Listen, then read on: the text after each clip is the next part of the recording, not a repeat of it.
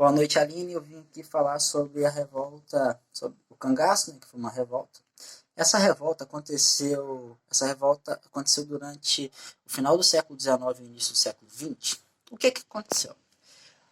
Durante o final do século XIX e o início do século XX, o nosso país passava por uma outra revolução, que a gente deixava de chamar monarquia e iniciava-se uma república. Nessa região do Nordeste começava uma disputa armada, uma revolta armada por disputa de terras. E quem são essas pessoas, esses cangaceiros?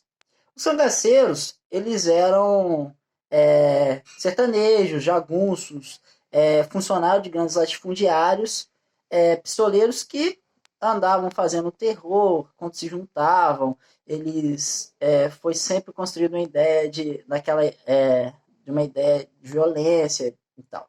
Só que a gente tem que entender quem que é desses cangaceiros, né? O nome cangaço vem de canga, por quê? Porque o cangaceiro, eles eram nômades, eles eram um grupo de nômades que viviam no Nordeste. Eles eram pessoas que viviam andando. E como eles carregavam muitas coisas, muitas armas, em cangas de burro ou cangalha, como é chamada aqui no Sudeste, eles levaram esse nome de cangaceiros, né? Eles sempre andavam com punhais, com armas, com armas de fogo, espingarda, roupa de couro. A população temia muito eles, mas a polícia também temia, né? Eles eram, para uns, eles eram bandidos, mas para outros eram herói, principalmente naquelas cidades, mais aquelas cidadezinhas, aquelas vilazinhas, eles eram vistos como heróis.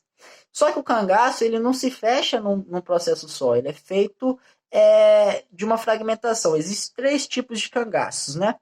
O primeiro cangaço é os defensivos. Quem são os cangaços defensivos? Ele defende o interesse do latifundiário, principalmente, né? É, ele, ele defende aquelas terras de invasões, ele defende terras de invasões, principalmente de indígenas, ele defende um ideal de alguém. Ele é como se fosse um defensor daquele local. Ele não quer que ele seja invadido, ele não quer, mas ele é financiado por alguém também. Ele não faz isso de graça. A gente tem o político. O político, por sua vez, ele é o cara que vai defender o interesse político e de certas pessoas. Ele é como se fosse um exército mercenário. Em primeiro caso, geralmente é formado, o defensivo, geralmente são formados por pessoas, por próprios funcionários, como eu havia dito, que jagunços, sertanejos e próprios funcionários dos latifundiários, esses próprios funcionários, eles trabalhavam nesses cangaços defensivos. Os cangaceiros políticos, eles acabam defendendo uma ideia mais do governador local, do governador, no caso da província, do coronel ali, que naquela época, se bem, até hoje a gente tem muito essa figura do coronelismo, ele era como se fosse um exército mercenário. E a gente tem os independentes. Esses grupos independentes é o grupo tornou-se a visão do cangaço, porque eles que levaram, entre aspas, a culpa das grandes invasões de cidade, assaltos, estupros, grandes coisas que eles foram fazendo, né, saques, aquele grupo que chega acabando com a cidade ou aterrorizando, como a gente vê em alguns filmes, no caso, o Auto da Compadecida mostra muito bem isso, e outros demais filmes que retratam isso, né, no cinema, ou o próprio literatura, que a gente vê muito isso. O, Eles viviam na Caatinga, e a Caatinga é uma região, como a gente sabe, que é muito espinhosa, muitas coisas, uma vegetação bem seca, bem dura. Por isso também aquela roupa de couro que eles andavam, aquele chapéu, aquilo é próprio para andar naquele meio, aquela roupa sertaneja.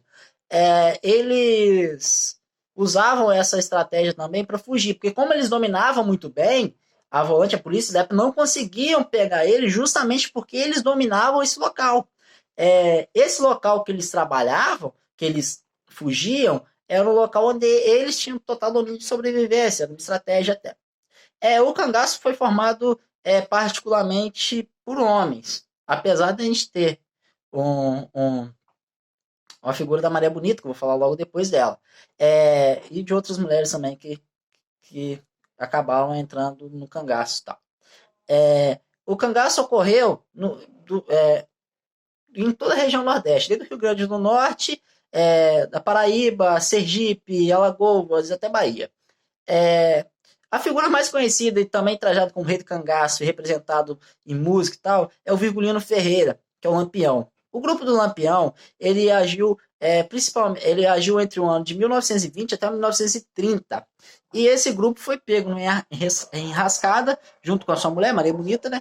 E eles acabaram sendo degolados e expostos em praça pública. Sua cabeça foi exposta para praça pública para ser um meio de punição, né? De uma punição pedagógica, para mostrar que você não deveria fazer aquilo, que você também acabaria assim.